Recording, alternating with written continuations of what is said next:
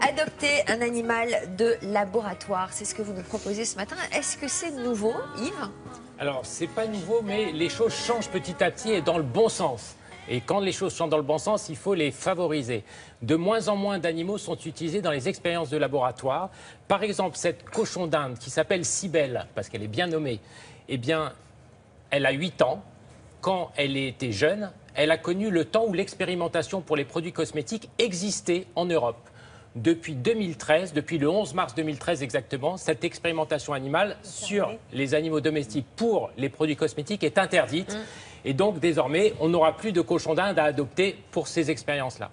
Maintenant, il existe encore des chiens, des chats, d'autres oiseaux et autres bestioles, même des chevaux, qui sont placés régulièrement. Alors, on connaît les professions humaines. On connaît tous les professions humaines, charcutiers, présentateurs télé, chroniqueurs, etc. On ne connaît pas la... Vous voulez qu'on se prête à des expériences de laboratoire? Eh bien, je préférerais parfois. Et on ne connaît pas la profession d'animal de laboratoire. C'est une profession quasiment réelle qui a été décrite par Audrey Jougla dans un super livre qui est émouvant, qui vous prend aux tripes et qui vous permet de rencontrer au quotidien ce que vit un animal. Eh bien, quand on sait ce que vit un animal de laboratoire, on n'a qu'une envie, faire tout pour les en sortir. Alors, nous allons voir Plume et Zip dans un reportage, 2 animaux sortis d'un laboratoire qui se plaisent à merveille dans leur nouvel environnement. Et après, sur notre plateau, on vous présentera une petite chienne Gazette qui sera adoptée. Et vous avez intérêt à faire sauter le standard. Alors, j'imagine que quand même, ils ont des séquelles en fonction des traitements qu'ils ont subis.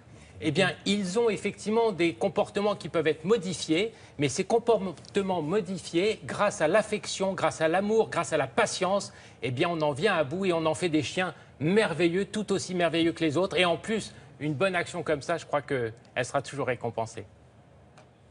Allez, Plume, allez. Difficile à croire, et pourtant, dans leur première vie, ces 2 beagles ont été cobayes, des sujets d'expérience de laboratoire. Voici Plume. Je l'ai adoptée, elle avait 4 ans. Elle sortait d'un laboratoire de l'école vétérinaire de Maison-Alfort. Donc ça fait 6 ans que je l'ai adoptée. L'autre, plus jeune et un peu canaille, c'est Zip. Il avait 4 mois quand je l'ai recueilli chez moi. Je me suis dit, il faut tenter l'aventure et réussir à leur offrir une nouvelle vie. Si Carole a pu adopter ces 2 chiens, c'est grâce à une association, le Graal. Lucille en est la vice-présidente. Ça a été initié donc en 2005. Le Graal a commencé à démarcher les laboratoires qui souhaitaient proposer une 2e vie aux animaux en fin de protocole expérimental. Et donc le rôle du Graal est de jouer cet intermédiaire entre les laboratoires et notre réseau de refuges partenaires qui place ensuite les animaux à l'adoption auprès des particuliers. Chaque année, l'association place près de 300 animaux de laboratoire chez des particuliers. Des chiens, des chats, des rongeurs, mais également des chevaux. L'animal doit tout d'abord être en bonne santé. Il ne doit pas présenter de risques pour les autres animaux, pour les personnes ou l'environnement. Un vétérinaire du laboratoire atteste de cette bonne santé par un certificat vétérinaire qui est remis au Graal. Et ensuite, l'animal peut partir vers le refuge. À leur arrivée chez leur nouveau maître, ces animaux ont tout un monde à découvrir. À leur arrivée, ils étaient assez craintifs. Forcément, ils découvraient un peu tout puisqu'ils sortaient d'une période d'enfermement plus ou moins longue.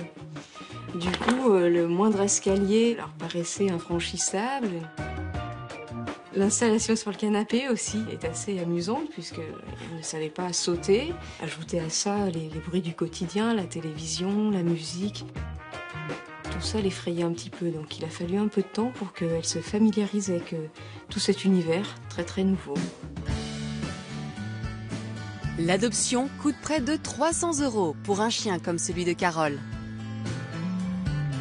Pour que l'adaptation du chien se passe au mieux, il faut déjà lui apporter beaucoup d'affection, lui montrer qu'on est là pour lui, le rassurer et surtout ne jamais forcer l'animal.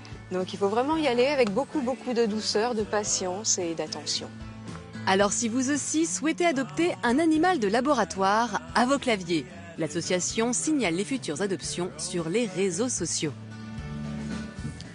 Alors, nous avons des chiens et un cobaye sur notre plateau. Alors, des chiens, ce sont des beagles. Pourquoi des beagles? Eh bien, parce que ce sont des chiens standards. Vous voyez, Sophie, regardez, ces chiens qui ont été déjà placés, eh bien, ils ont tous à peu près le même format. Ils sont tous adorables parce qu'on peut leur faire des prises de sang sans qu'ils rechignent. C'est très important, évidemment, pour faire des tests. Et puis aussi parce que ce sont des chiens pas très grands, donc qui ne consomment pas beaucoup de nourriture, donc les laboratoires ne dépensent pas trop d'argent à les entretenir. Alors, ces deux-là sont placés, les plus âgés, mais celui-là reste à adopter. Voilà. Et alors, contre 60 €, pourquoi 60 €? Eh bien, Gazette est adoptée effectivement contre 60 €, et je pense qu'elle va être adoptée dès aujourd'hui, en tout cas j'y tiens, parce qu'il faut quand même penser que cette chienne, avant d'être adoptée, elle aura été vaccinée, identifiée, stérilisée, c'est quand même quelques frais. Et puis, je pense que donner un coup à un animal, c'est le minimum pour être sûr que la personne s'engage, pas à la légère, mais c'est un vrai engagement. Celui qui n'est pas capable de donner 60 € pour adopter cette chienne, eh bien, il vaut mieux qu'il prenne un chien en peluche, parce que celui-là ne sera pas fait pour lui, c'est clair. Alors, elle a 3 ans et demi, qu'est-ce qu'elle a subi, cette chienne? Alors, cette chienne a subi, en fait, dans un laboratoire, des tests sur des médicaments. C'est-à-dire qu'on lui injectait des médicaments, et on faisait ce qu'on appelle des cinétiques, c'est-à-dire qu'on suivait l'évolution dans le temps des médicaments dans son corps. On savait comme ça que le médicament mettait, par exemple, 1 semaine à être éliminé, etc. Donc, est-ce qu'elle peut avoir des effets secondaires dans son comportement? Est-ce que voilà, ça lui a laissé des séquelles? Alors, par rapport aux médicaments, elle a été vérifiée en bonne santé, donc elle n'a pas de séquelles par rapport aux médicaments. Concernant sa vie passée, là, elle peut avoir des traces, et c'est pour ça qu'il existe un excellent guide qui sera donné avec la chienne sur l'adoption de ces beagles de laboratoire. Il faut savoir que cette chienne n'a par exemple jamais connu le canapé, ne sait pas ce que c'est que de monter les escaliers, ne sait pas ce que c'est que de jouer à la balle. Et pourtant, elle sait ce que c'est que l'affection, parce que Karine, ici présente, qui s'en occupe régulièrement, puisque Karine fait placer tous les ans tous les animaux qui sont placés tous les ans à l'école vétérinaire d'Alfort, c'est Karine qui les fait placer. Eh bien, Karine... Bravo Karine, on applaudit Karine.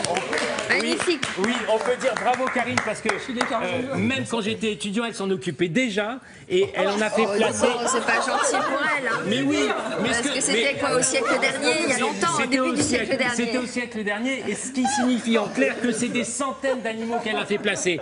Des centaines qui, si elle ne les avait pas fait placer, auraient fini comme la plupart des animaux de laboratoire, eh bien, dans un congélateur. Parce que ces animaux euthanasiés, ils finissent comme ça. Alors, donc ces animaux-là, il faut les placer parce qu'ils ont servi un peu, et un peu c'est déjà beaucoup, et ça suffit largement. Après, hop, en famille, avec de l'affection, des vrais Il y en a câlins. combien d'animaux comme ça qui sont utilisés dans le laboratoire? Alors, en France, il y a 2,2 millions d'animaux qui sont utilisés chaque année. En tout. Tous les animaux confondus. Sur tous ces animaux confondus, il faut savoir qu'il y a à peu près 0,2% qui sont des animaux comme les chiens, les singes, les chats, etc. La plupart sont des souris, sont des hamsters, des cochons d'Inde, des petits animaux. Et là, ceux-là, malheureusement, ces 90% là, eh bien, ils sont souvent pas adoptés parce qu'ils finissent leur vie avec la fin des expériences. Parce que j'imagine que leur longévité est affectée en fonction des expériences qu'ils ont subies. Alors ça, c'est une bonne question et qui n'est pas toujours vraie. Regardez, cette petite cochon d'Inde qui s'appelle Cybèle, que je vous ai présentée tout à l'heure. Eh bien, Cybèle, la longévité moyenne d'un cochon d'Inde, c'est 5 à 6 ans. Eh bien, Cybèle a 8 ans. Donc finalement, la longévité... Elle a testé de la DHEA? Eh bien, elle a peut-être testé de la DHEA. Oh non, en fait, elle servait à tester les cosmétiques. Et comme on l'a dit, les cosmétiques maintenant ne sont plus testés en France et en Europe sur ces animaux-là. Pourquoi on a interdit de tester les cosmétiques sur les animaux et pas les médicaments? Eh bien, parce qu'on a le sentiment que les cosmétiques, c'est futile. C'est-à-dire qu'on peut se passer de maquillage, mais on ne peut pas se passer de médicaments. Mais attention, il faut savoir que certains pays continuent les expérimentations. Par exemple, un laboratoire qui fabrique des cosmétiques pour les humains ne les teste pas en Europe pour les vendre en Europe, mais supposez que ce même fabricant veuille vendre ses produits en Chine, eh bien la Chine va exiger des tests sur les animaux de laboratoire. Donc finalement, ces produits non testés sur des animaux en Europe le seront peut-être ailleurs. Et il est important que tout le monde se mobilise pour que sur la planète entière, enfin, les réglementations soient les mêmes. Voilà. Donc comment on s'y prend pour adopter cette petite chienne qui s'appelle Gazette, qui a 3 ans et demi, qui est magnifique, qui a l'air en bonne santé? Gazette, qui va être adoptée aujourd'hui contre ses 60 € et surtout contre beaucoup d'affection, parce que c'est plus important que les 60 €.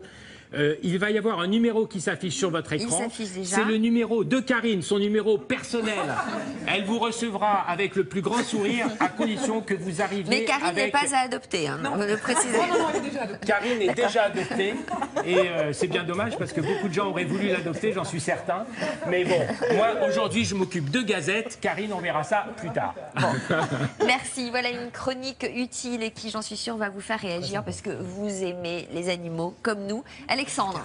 Ça fait déjà énormément réagir quand on a parlé sur notre Facebook, effectivement, l'adoption de ces animaux de laboratoire. On a eu des centaines et des centaines de messages. On vous a posé la question, seriez-vous prêt à adopter un animal sauvé d'un labo? Je vais vous donner quelques réponses, mais il y en a eu vraiment des centaines. Tout le monde dit oui. Silou dit heureusement que oui. Ils ont le droit à une seconde chance, pauvres loulous. Les humains ont droit aussi à une seconde chance, donc pourquoi pas eux? Ariane de Fribourg en Suisse, avec son homme barbu, qui dit nous on a un beagle déjà issu d'un labo, il est absolument adorable, on est prêt à en prendre d'autres. Estelle dit oh que oui, ce sont des animaux qui nouent une relation très riche avec leur maître, ils sont très attachés et deviennent de merveilleux compagnons. Et enfin Steph nous dit j'ai toujours adopté les loulous de races différentes et ils me l'ont bien rendu, ça ne me dérangerait pas de lui rendre une vie encore plus agréable. Ça c'est celui qui est là après ce triste passé. On va vous redonner le numéro de téléphone pour adopter Gazette, 01 43 96